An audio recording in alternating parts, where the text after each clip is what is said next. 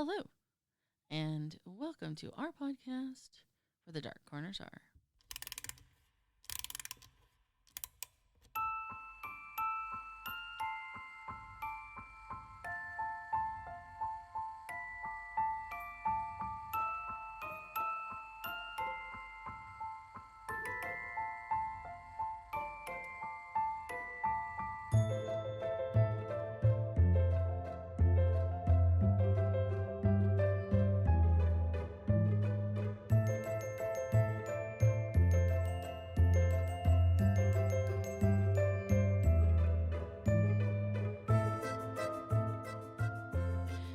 Hello, hello. I am Dina, and I am your Dark Travels hostess. Tonight we have a Serial Killers with Sierra. Yeah. Episode. Yes. Hello. Hello. How are you? I'm tired. I had my last session for my tattoo this morning. So. Okay, yes, I think I saw a picture on Facebook about it. Yeah, so my leg's a little sore. There's a lot of white highlights. Right. And I believe you designed it yourself. I did. So you're multi-creative. I am. So for those of you who don't know, Sierra was the one that crocheted the bunny. Yes. For me. The bunny. The bunny that was posted on our Facebook page. Yes. So, and she included the pearls. I did, because I had to. Right. Which, I mean, it's on all of the, whenever there's a picture of the bunny, she's got pearls. Exactly. So, because she's got class, but whatever. So tonight we're actually going to close out our trip to Japan, as our listeners know that I'm headed that way. Yes. Or will, at the time of this release, might be back from Japan. Probably. So, yeah, Japan. Japan and the Kobe child murders. Oh, okay. Yeah, this one was kind of interesting. Okay. On May 27th, 1997, the head of Juan Hayes, 11 years old, a special education pupil at the Tanahota Elementary School, was found in front of the school gate hours before kids arrived to class. Oh, my God. I told you this one was a little intense. Hayes had been beheaded with a handsaw, with further mutilations being done before being left in front of the school for students to discover when they arrived in the morning. What a disgusting... I mean, is this an unsolved mystery? Nope. Okay. We know exactly who did it. Jesus Christ. Mm-hmm. A note written in red pen was found stuffed in his mouth, identifying the killer as Asaka Kibara. Oh, so he just ratted himself out. Kind of. Okay, that's not a dumbass move, but okay. Well, you'll understand the level of stupidity later on down the road. Okay. The note read, "This is the beginning of the game. Try to stop me if you can, you stupid police. I desperately want to see people die. It is a thrill for me to commit murder. A bloody judgment is needed." Wait a minute. So his victim is a disabled child? Yes. What a fucking coward. Yeah. But a judgment is needed for my years of great bitterness. Oh, so someone else has to pay for his problems. Exactly. He can't go to a fucking therapist like everybody else. Nope. Additionally, some misspelled English was on a note near the bottom. Said, school killer. School was spelled Scooll. Well, English is the second language. I'm not going to judge that. Yeah, that's fair. Police commented that the style of Hayes' murder and the note was reminiscent of that of the Zodiac murders in the San Francisco Bay Area during the late 1960s. I don't remember heads being placed in front of a school. No, but there was letters taunting the police. Okay. June 6th, a letter was sent to the newspaper Kobe Shimbun, in which Sakakibara claimed responsibility for the slaying and decapitation of Juan Hayes and threatened that more killings would soon follow. So he names himself like a dumbass. The cops didn't just go pick him up? So it's not his real name. Okay. The So he thinks he's made up a name for himself. Oh, he's playing games with the police at this point. Okay. Oh, so he's like, I am the Zodiac, but Yeah. the Japanese version. Yes. Okay. The second letter, delivered in a brown envelope postmarked June 3rd, had no return address or name. So at least he was kind of smart on that case. Kinda. Enclosed was a 3-page, 1,400 letter, also written in red pen, which included the 6-character name that can be pronounced as Sakakibara Saito. Satan? Saito. What does Sato mean? Do we know? So the same characters, which mean alcohol, devil, rose, saint, and fight, were used in the first message that was used in Hase's mouth. So all the characters can be pronounced as Sakai Kibara Saito. Okay. Beginning with the phrase, "Now it's the beginning of a game," the letter stated that, "I am putting my life at stake for the sake of this game. If I'm caught, I'll probably be hanged. Police should be angrier and more tenacious in pursuing me. It's only when I kill that I am liberated from the constant hatred that I suffer, and that I am able to attain peace. It is only when I give pain to people that I can ease my own pain." Jesus Christ. Fucking drink like everybody else. You'll soon see why he can't. Okay. The letter also lashed out against the Japanese educational system, calling it compulsory education that formed me, an invisible person. Look, folks, everyone has fucking problems. You don't get to kill a disabled child. It's No. just... In the initial panic, the Japanese media misreported the name as Onibara, which means Demon's Rose. Okay, well, innocent mistake. I mean, D.B. Cooper. We got D.B. Cooper out of that scenario. Correct. Infuriated by the mix-up, Saki Kibara later wrote to the station, "From now on, if you misread my name or spoil my mood, I will kill 3 vegetables a week.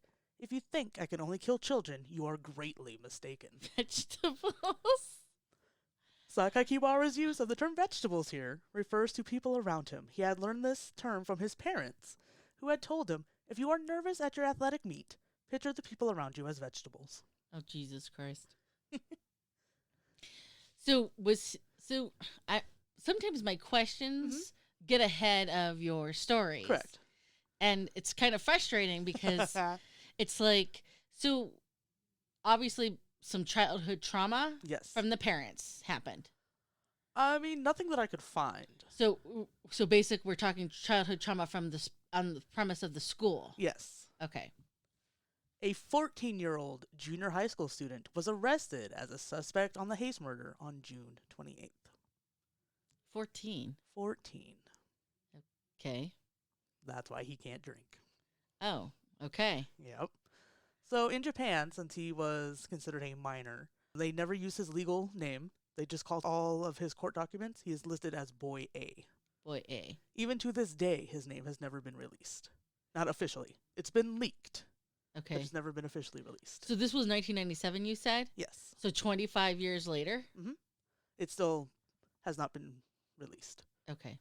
And I'll just put like a little kind of head note here. His name was leaked, so if our viewer or listeners want to go find his actual name, they can. Okay. But just out of respect for the Japanese Decision there. decision and their laws, Right. I Okay. will not be using his name. Shortly after his arrest, Boy A also confessed to the murder of a 10-year-old girl, Ayaka Yamashita, on March 16th, as well as the assaults of 3 other girls on or around that same date. So he had other victims. Oh, yes. He had 2 murder victims and a couple of assaults at 14. What kind of assaults are we talking? Because, I mean, there's physical assault and then Physical. there's sexual assault. Physical assaults. Okay. After the March 16th attack, he wrote in his diary, "I carried out sacred experiments today to confirm how fragile human beings are. I brought the hammer down when the girl turned to face me. I think I hit her a few times, but I was too excited to remember." Jesus Christ. This is coming from a 14-year-old. Yes. Holy shit. You're like 8th grade. Calm down. Holy shit. Read porn. Like a normal 14-year-old, damn it. Yes. Spend some time in the bathroom alone. Yeah. Ugh. The following week, on March 23rd, he added, "This morning, my mom told me, poor girl, the girl that was attacked seemed to have died. There's no sign of me being caught. I thank you, Bamadou Shikin, for this. Please continue to protect me." Who is Bamadushikin? The meaning or identity remains unclear. He's never said why or who it was. Or what where it he was, conjured up Or that. where he conjured it up. Okay. Never. There's no mythological story behind this person or. Nope. Okay, Not so. as far as he said, anyway. Okay. So he was convicted Should have been. Yes. Fucking yeah. and sent to, juvenile lockup, basically, whatever their equivalent is over in Japan. After the murders, Japanese politician Suzaka Keme called for restricting objectable content, stating movies lacking any literary or educational merit made for just showing cruel scenes, adults should be blamed for this, and that the incident gives adults the chance to rethink the policy of self-imposed restrictions on these films and whether they should allow them just because they are profitable. So he's pointing the fingers at movies? Yeah, so he's turning it to like media and violence in video games, which, come on. I've played violent video games since I was like 9. I'm not murdering people. I'm just obsessed with people that murder people. And doing a podcast and about doing it. a podcast about it. But there's no accountability if you do that. No, That's the problem. exactly. And he's 14. He's old enough to know right or wrong. Exactly, and I'm pretty sure they've done studies that have shown that there's no correlation between violence in media and people acting out in violent ways. I can't speak to that. I don't know. You know, I've done research just because for years, you know, people kept constantly trying to say that, oh, if you play GTA, you're going to go around and kill people. Oh. I play GTA. I don't go rob cars and kill people. Right. And I highly doubt you're hooking up with hookers on the back of your car, but whatever. No, my car's too dirty for that. I have to pay extra, and I'm not willing to do that. I'm cheap. In 2000, Japan's biochemical legislator lowered the age of criminal responsibility from 16 to 14. Well, good for them. Yeah, I mean, a little after the fact, but at least they did something. Correct. However, in the wake of the June 1st, 2004 murder of Saitomi Matsurai by an 11-year-old girl A, the Sasebo slashing, there has been some more discussion needed for further revision. So this is obviously a second and separate crime. Yes. Where a young lady, 11-year-old girl? An 11-year-old girl murdered somebody. Wow, Jesus. Okay. Yeah, Japan's off the handle, I guess. Well, March 11, 2004, in an unprecedented act, the Japanese Ministry of Justice announced that Sake Kibara, now 21, was being released on a provisional basis, with a full release to follow on January 1st, 2005. so he only did 7 years. Yep. For killing 2 Children. One he decapitated with a handsaw. Correct. And further mutilated the body as well. And made threats to commit further acts of violence. Yeah. 7 years. Yeah. That's bullshit. It is. That's bullshit, Japan. I'm calling you bullshit. No, it's full bullshit. Critics have alleged that since the government had taken the unusual step of notifying the public, the Saki Kibara was likely not fit for release and should have been transferred to prison instead. Wait. So because they're like, hey, we're going to let him go. Yeah. Basically, the public was like, yeah, he's probably not actually fit for release, because why would they be warning us Right. that he's being released? Okay. Well, you know, we have Megan's Law. Yeah. And, you know, you can go on website and be like, hey, your fucking neighbor's a pedo. Yeah. Keep your kids. I mean, Hide your kids. kind of same point. Yeah. If you got to warn us about him. Right, probably shouldn't be releasing him. Correct. Just saying. In the wake of the Sasebo slashing, the 11-year-old, 3 months later, this criticism was exaggerated. Because, of course, they're like, hey, we're releasing this dude. And then, like, right after they announce it, this other girl kills somebody. So they're like, hey, we just had this other child murder somebody. Right. Probably shouldn't keep the previous child murderer. Was he given any type of therapy? Not that I could find. So basically he was held in detention. Yep. Okay. Due to the seriousness of the crimes and the fact that they had been committed by a minor, his name and new residence to this day remain a highly guarded secret. So are these kids, like, quoting him, writing manifests about him, saying, this kid got away with it, I'm going to get away with it too? I mean, I would imagine. But 'Cause is there that's the anything way- that says that, like, they were not prompted, Or, but like, inspired by. not conspire, but kind of copycat? Yeah.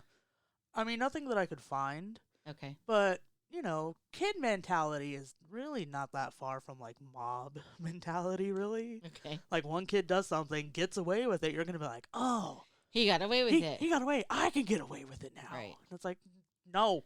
A number of people, including Sojiro Goto, a lawyer who dealt with many false accusation cases, Hideko Kumagi, and Nobuyashi Itoa, former principal of the junior high school that Boy A had attended, insist that Boy A was wrongfully accused Oh my God. and point out contradictions in the statements for the investigating authorities. The kid has the mentality that people are vegetables. He has no value in other people's lives. And he straight up told the police that this is basically a game at this point. Correct. Let's play a game. I'm going to Saw. kill somebody, and you're going to try and figure out who I am. Yeah, this is gonna be great. He knew what the fuck he was doing. Exactly. However, the examples that they used was that police investigators said that one of the murders was committed by a left-handed person. Boy A is right-handed. I mean, that one I don't get. You can be ambidextrous enough to murder somebody if you want to. I am a left-handed batter, Mhm. but I write with my right hand. That's how my mom is. My mom writes with her left hand, but does everything else right-handed. Right. So, Boy A's confession contained many absurd statements and claims of things that would be impossible for a 14-year-old to do. I couldn't find what the claims were. I did a couple hours at least worth of research, couldn't find anything. So I was like, okay, whatever. Boy A had bad grades, and yet his confession was complex, if cryptid, and contained many elaborate figures of speech and similes. So basically, because his grammar was up to par, it couldn't have been him because he's a dumbass? Right? Because the rest of his grades were bad? I mean, shit. When I was in school, my math was terrible, but my English and my science were always A's. Okay. Just because you're bad grades in one thing doesn't mean you're bad in other things. Correct. It's not universally applied. Exactly. In 2002, the boy's mother had visited him in prison and asked him if he had committed the crimes. He told her he did. Oh, so he confessed. Yeah, Was this recorded? I believe so. June 2015, Saki Kibara, now 32, released an autobiography through Ota Publishing titled Zika, in which he claimed to express regret for his crimes and recounted the murders in graphic detail. The two murders The two murders. in graphic detail. Yeah. Okay. But he also, in the same book, says that he regrets his actions, but then goes on to, graphically detail. This is how I did it. Yeah. Kind of like, This is how I murdered a 10-year-old and an 11-year-old. Right. So Ugh. sorry. My bad. Shit. No.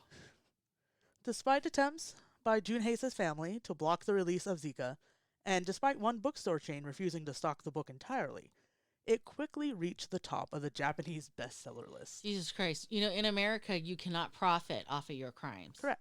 Is that a law in Japan too, or Not from what I could find. okay? I think it should be a universal law, but that's Correct. just me. Correct. A few months later, Saki Kibara set up a vanity website in which he posted bizarre photoshopped images of a nude male suggested to be himself. Okay. This Okay, boy, Buffalo Bill, calm it down. this boy, I don't believe he has an ounce of regret in him. No, absolutely not. No. I mean, if you can go into great detail after 18 years, 16 years, Yeah. Oh my God. something to that effect, and that's one of the things about a lot of serial killers. They take souvenirs so they can relive Mm-hmm. the killing of their victims. Yes. And it's kind of almost like an excitement. Mm-hmm. It's almost kind of like it gets them off. Yeah. And it's a token to help them remember. Exactly. And I mean, to be able to do that is because you don't really have regret that you've done it. No. You're excited to relive it. Exactly. And you place no value upon the lives that you have taken. Absolutely. Absolutely. Absolutely none. So now he's scot-free. He's scot-free. He has a website. He posts up nude pictures of himself because why not? Right. Dude was doing some OnlyFans before OnlyFans existed, I guess. So just out of curiosity, Sierra, Yes. did you take a look at the website? I refused. Okay. I am a sick and twisted individual, and I will be the first person to admit that. I'm not that bad. Okay. I All was right. like, yeah, that's not for me, dog. That's crossing a line. That's okay. crossing a line. Okay. But buying a children's book from a serial killer apparently isn't. It's we're obviously referring to the Australian murderous icon Mark the Chopper Reed Yes. and his books. Whenever we talked about that, I kept wanting to say, "Oh, so he had like a book called Carl the Cockroach." I mean, just and on our Facebook page, I think Panda posted Yeah, he posted up a post about it, and it's like listed on Amazon. And correct a book. Yeah. A book that he had written. right. something about don't judge a book by its cover or Yeah, something. something like that. And I'm like, you're a killer. And you know, one of the things you said that just kind of want to come around to for Mark. I mean, we're obviously on different continents now, but when you had when you had said he was trying to explain, you know, hey, Australia, it was just a few people I killed. Yeah. I mean, really? Yeah. That's your argument? It's just a few people? It's just a few, and he only killed people that were bad guys. Yeah. Yeah. Okay. Well, I mean, if they were bad guys, you know, I'm not gonna argue that. No, but still. Okay, so that is pretty bad. I mean, 14 years old, but I can imagine. Yeah. And again, I don't know. Mm-hmm. And that's the thing about going to these places. You get to see things firsthand. Yes. But I mean, even at 14, Mm-hmm. and you know, when I was younger, there was this image about Japan Mm-hmm. that has totally changed. Yeah. And the image being the younger generation was always supposed to be very respectful Mm-hmm. and care for the elder generation. Yeah. Well, apparently that has shifted. Hmm. Japan has an increase of elderly women going into prison because their families are not taking care of them. And they are not visiting. And so these women are lonely. And in order to gain some sort of community, Yeah. they are breaking the laws and they're going to jail where they A, get taken care of, and B, have people to talk to. And it's a real big thing in Japan. That's nuts. But when I was a kid, that was not The norm. Yeah. correct. That was not the cultural norm. Wow. That's And nuts. it's a bit of a shift Yeah. for this. And I suspect part of what it is when the husbands die and the husband being the head of the family. Mm-hmm. And I did see this in my own family when my grandfather died on both sides. The family just stopped coming Yeah. to visit. Mm-hmm. But that leaves grandma/mom. Yeah. Why aren't you visiting your mom? Right? So, I mean, there is a shift in Japan. But if this Yeah. was in 1997. Yeah. So, I mean, between now and then. Oh yeah, but it's there seems to be like a lot, like I was trying to pick basically a story to do for the podcast. I noticed there's like a lot of like young adult murderers or criminals, I guess, in Japan. That in a generation you don't anticipate or you didn't expect. Is that what Yeah, you're saying? Okay. Yeah. It was a lot more because, like, you expect, like, most serial killers are typically, like, anywhere from, like, late 20s to, like, late 40s. That's kind of, like, the general kind of age group. And then, like, with Japan, I was noticing a lot of them, it's, like, 17, 18, early 20s. That kind of age group, which was kind of surprising to me. That's surprising to me, too, as well. Yeah. I mean, I don't have any research to begin to understand what that trend is about. But, Yeah. I mean, that is a bit surprising. Yeah. But I think, like a lot of places and countries, as certain traditions and cultural expectations loosen and slip away, Yeah. is not taught to the next generation, Mm-hmm. there is a shift. Yeah. And what once was is no longer is Correct. now. But that's it. That's what we have for a true crime. Yes. A horrible true crime. Yeah. Did he ever explain how he lured the kid or where he... Nope. I mean, imagine he probably did in his book, but during, like, any of his confessions, nothing. where did he... I mean, where did he cut the head off at? He never said. Huh. Okay. But he just dumped the body in front Did of the he school. know the unfortunate kid? Or the girls? I could not find anything that said that. Okay, so it's maybe in the book. Probably in the book. I'll have to see if I can maybe hunt it down. Okay. Hopefully it's in an English translation. All right. So that's what we have for you tonight on To Business. Facebook, Where the Dark Corners Are has a Facebook page.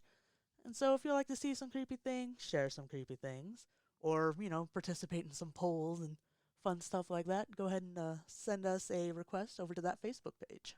But in the meantime, if you have a serial killer that you would like Sierra to cover, send us a request at where the dark corners are at gmail.com, and dark corners is plural. Yes. So final thoughts. There's some messed up kids out there, man, and people question why I choose not to have any. I'm just saying, knowing my luck, my kid would grow up to be a serial killer. And I know that petricide's probably one of the least common types of murder, but it would happen to me. Right. Just saying. All right. So until next time, please remember, only the few can find the beauty in the darkness, which is why we hope to meet you where the dark corners are.